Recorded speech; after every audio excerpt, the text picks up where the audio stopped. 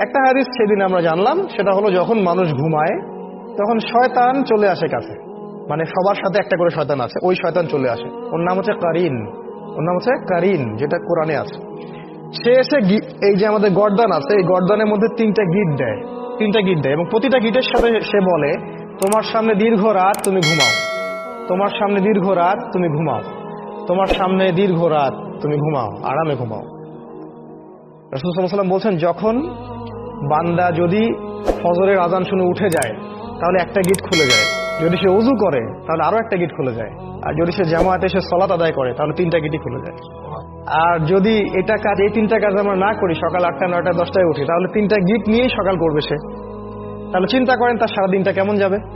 আর হয়তো এই কারণেই রাসূল সাল্লাল্লাহু আলাইহি ওয়াসাল্লাম 3 বার করে মাসাজ করেছেন, যাতে করে শয়তানের প্রভাবটা কম হয়।